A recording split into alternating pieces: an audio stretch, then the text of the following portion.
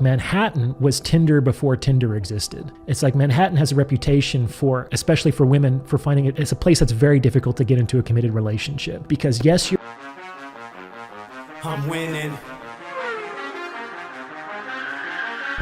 I'm winning. I'm winning. I'm winning. I'm winning. I'm winning. Elevation Nation Conversations. God, Body, Sean. All right. What's going on? Elevation Nation Tribe. It's your man, God, Body, Sean. Elevation Nation Conversations. I appreciate y'all for rocking with me and joining. We on our way, man. We on our way to the 2,000 mark. Still building and growing. And just keep rocking with me, supporting me. Like, share, subscribe. You know what the drill is. I ran across a video of a psychiatrist. He's a relationship, therapist and psychiatrist. And he said something real interesting about people and these dating apps. And it made a lot of sense. So I'm gonna let him talk about it, and then I'm gonna come back and give you my take on it. All right, peace. Manhattan was Tinder before Tinder existed. It's like Manhattan has a reputation for, especially for women, for finding it as a place that's very difficult to get into a committed relationship. Because yes, you're great. I like that you make six figures, you have a nice jawline, but maybe you come in blonde and he's probably just 3 blocks away at the next bar. So nice to meet you. So that kind of fast-paced pickiness has dominated a lot of concentrated urban markets for a while, but now it's everywhere. Because of social media and dating apps, people functionally have access to every single and not so single person on the planet, which has completely changed the dating game. It's like a man now has to compete on some level with every other man on earth for the girl next door. And women have to compete on some level with every other woman on the planet for the most eligible bachelor in their little town. Like, it's not enough to be a big fish in a small pond anymore. There are no small ponds anymore. It's just one gigantic ocean. Manhattan was Tinder before Tinder. Let me know what y'all think about that in the comment section. I think he's absolutely correct. I said this a couple years ago, and I'm not really a big dating app fan or whatever. What's up with my lighting? I gotta get my lighting correct. I don't know what's there. There you go. I'm not really a dating app fan like that. I'd rather just meet people the old-fashioned way. If I'm hanging out somewhere, at a bar or just at an event, at the grocery store, at the gym. But you got to be careful about the gym, because when you're in the gym, the women think you're a pervert. If you try to talk to them and holler at them, because they think you're only looking at one thing.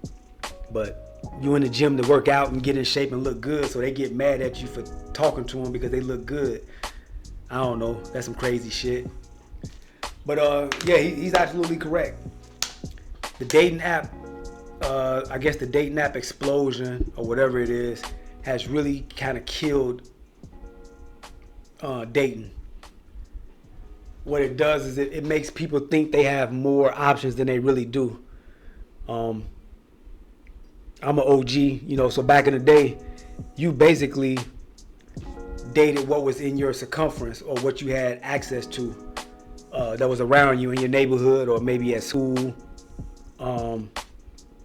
what's in your vicinity, places you hang out and things like that. So it kind of limited your choices. It limited your options. And nowadays with the technology, I guess you can go on an app and you can put in what city you at, what mile range or radius you want to meet people within, and it's going to show you people from fucking every other state, every other city, and that makes you think that you have more options than you do. So it leads people to kind of go on the apps and they just start swiping or clicking or whatever they do, and they're just going through people, and they're not really being realistic with what their options are. They tend to think that they have a chance or an option of dating someone that's maybe 2 cities away and making something stable out of that, when the chances of that are kind of slim to none, because both people most likely are set in their careers, they have their lifestyles, they have their whole life kind of set up in that area where they're at, and it's not really likely that they're gonna make a move for a dating relationship or a possible marriage or anything like that. you can date, you can date long distance, but that shit really slim to none. Things like that working out where you're kind of dating someone that's long distance, and it kind of drives a wedge in between building and kind of growing together if you're trying to date someone and they're way away. And it really has made the options more slim pickings, or made women think they have more options than not, because there are naturally more women than there are men. And then for the type of men that women want to date, that even takes the pool down even smaller. So most women tend to want the guy that's 6 feet tall, 6 figures or whatever, and super handsome, and that's not the majority of people out there, not the majority of men out there. So they're on the dating app and they're swiping on what they like visually, but they're not swiping on what's realistically in there that they have access to. And that's the same thing with men. Men are on these dating apps and they want to go for the most beautiful thing in the world when you're not in that dating range, or you're in that dating market. You have to date within your capabilities or within your status level. I think a lot of men want to date someone that looks like Beyonce, but they don't have the ability to obtain and keep a woman like Beyonce, or even be in a situation where they would even run into a Beyonce or someone of that nature. I think a lot of women and men have created unrealistic dating expectations from dealing with these apps. I think if people tended to focus on their self more, be realistic with themselves, and kind of date or meet people in a more natural setting, where it be at a grocery store or just out and about running errands, or at events that you tend to like or go to, then you'll meet someone at that event, and now you guys have something of a mutual interest because you met each other at something that you both have a mutual interest in. So it kind of makes and breaks that ice a little bit more, and makes it more of an easier transition into dating, maybe seriously, if that's what you're looking for. So I totally agree with the psychiatrist and the dating therapist guy. He definitely on point. These dating apps got people thinking that the grass is greener, and it's not always greener. On that other side over there, you can get yourself into a world of trouble, leaving what you have, thinking you're getting something greener and better, and you get over there and you're like, oh shit, this is worse than what I had. So I guess use the dating apps cautiously and accordingly. Keep your expectations realistic, and still, I think dating the old-fashioned way, or the regular way of just meeting people regularly, being out and about, is the most successful way of meeting someone that you have some interest in, or someone that you're more likely to connect with and be able to build with and grow with. Or shit, if you just looking to fuck, hey, do the dating apps.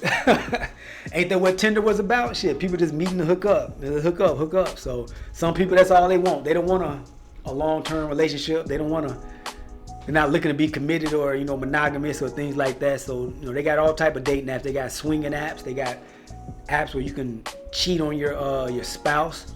They got sugar baby apps. They have all type of apps out there. So choose your poison. It's out there if you want it. But let me know what you think about that. What the therapist was saying. Dating apps have people thinking that they have more options than they really do, and it's creating unrealistic dating expectations. Hit that like, share, subscribe button. Drop a comment in the comment section. God, Body Sean, just talking and conversating on some adult topics and things that we all have interest in. We can kind of take from it and add to our life and build and grow it. Elevation Nation Tribe. Those are the supporters that rock with me, like-minded individuals. So I appreciate you guys for rocking with me, cooking with me, and I'm going to check y'all on the next one. I appreciate y'all. Peace. I'm winning. I'm winning. I'm winning. I'm winning. I'm winning. I'm winning. Elevation Nation Conversations. God, Body Sean.